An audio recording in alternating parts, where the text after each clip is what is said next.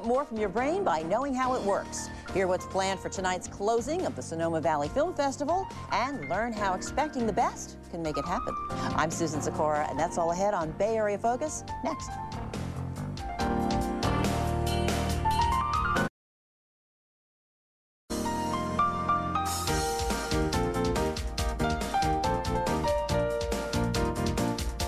Welcome back.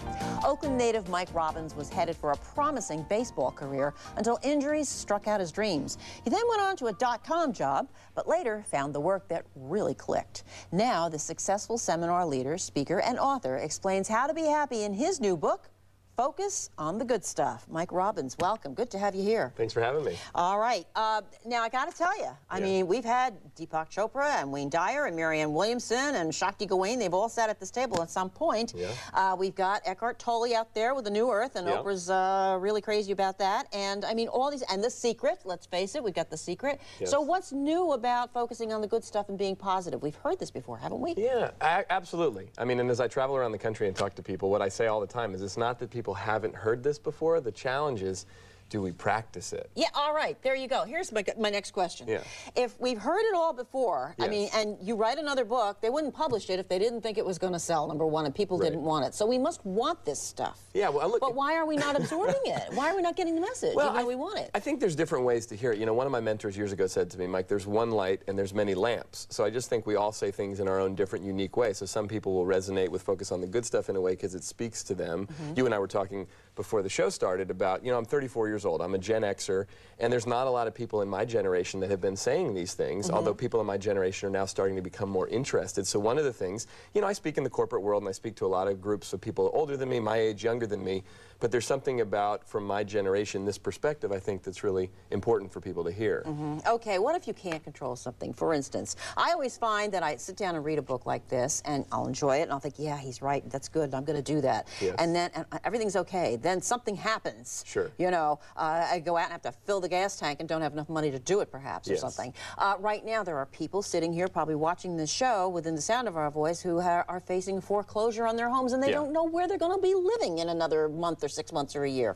So these are things that kind of you feel like, I can't control this. How am I going to focus on the good stuff when it seems like everything near me and touching my life is bad? Yeah. Well, and again, it's not a either or, in my opinion. I mean, I spend the whole first third of Focus on the Good Stuff talking about negativity, challenging things in our lives, in our culture. I mean, the whole reason that I started doing this work 10 years ago and speaking about gratitude and appreciation and wrote this book is because my baseball career came to an end. I blew my arm out. It was a really bad thing in my life, but my big realization was I hadn't been paying attention to how much I was appreciating what I was doing. I was too busy trying to make it. So what I talk to people about is really looking at life, and sometimes difficult things happen, but we have a choice on what we pay attention to. And a lot of times in our culture, we have a tendency to focus on what's not going well, what's not working, if you will. And if we stop and think, even in the midst of, you know, some of the challenges happening in our culture right now or in our personal lives, there's always lots of good stuff for us to pay attention to. And when we take inventory of that, even when we're facing something really difficult, it actually gives us more power, more energy to deal with the challenge. But if you go back even to our last guest with the doctor, Dr. Vidino, okay, and he says, like, you know, is it going to eat me? You know, now your foreclosure isn't going to eat you. But certainly if you don't pay attention to it, and the bank says you and your family have to leave this house in another month, you know, you have to do something about that. You can't just focus on, well, isn't it a nice day, and look at the calla lilies are in bloom. No, absolutely. I think if we acknowledge the difficult things in our lives and some of the negativity around us, but what I find, you know, my mentor was a guy named Richard Carlson who wrote a book called Don't Sweat the Small Stuff.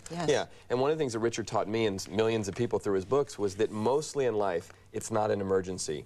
The house is not falling down. I mean, there are times when somebody dies or something really tragic happens, and in those cases, it's important for us to deal with that. But a lot of times, we're walking around in life acting like someone died or the house is going to fall down when really it's not. And it's only when something really bad happens that we stop usually, even in the midst of that, and go, you know what?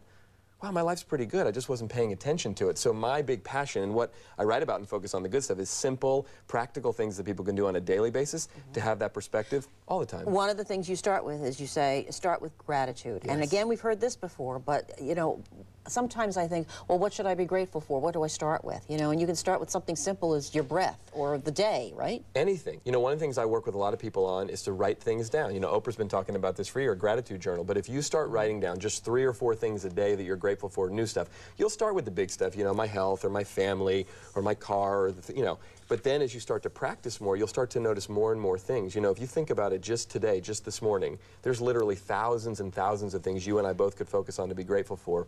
We just don't usually do it because we're busy with other stuff. Do you believe that we get what we expect? I do. I think if you look at what we expect in life, you know, our expectations of other people, of things in general, of our own lives, our own success, we usually get just about exactly what we expect. So I always say to people, especially when I'm dealing with leaders or parents or people who manage other people, be careful what you expect from others because you'll almost always get what you expect. So have your expectations be high in a healthy way. The other one that's a little bit difficult too is judgment, in the sense that you say, well, okay, but I'm supposed to have an opinion about some things. I should be thinking some thoughts here and have an opinion about something. And yet it can kind of get clouded into judgment, which then kind of breaks down into gossip a little bit, which makes me feel better than the other person, I guess. But how do you let go of that judging? Well, I think it's okay to have opinions. The thing we got to remember, and this is a very simple one, but our opinions are not facts. They're just our opinions. And we think, you know, I don't know about you, but like in my family, it's not like, well, she's kind of like that. No, no, that's how she is. She's an idiot. If you don't think so, you're an idiot, right? And we get like that, very self-righteous. So if we can just notice that our tendency to do that and realize that our opinions or those judgments paint us into a corner. Because if you ever had a judgment or an opinion about someone that after you looked at it further, it wasn't actually accurate, and you went, oh, I was wrong about that person. Yeah, wrong. And I'm not feeling too good about the fact that I was wrong. Okay, Mike Robbins' book is called Focus on the Good Stuff. You know what? It can't hurt. Try it for a day and see what happens. Start with some simple stuff today. Mike Robbins, thank you for being here. Thank you. Okay, stay with us. More ahead.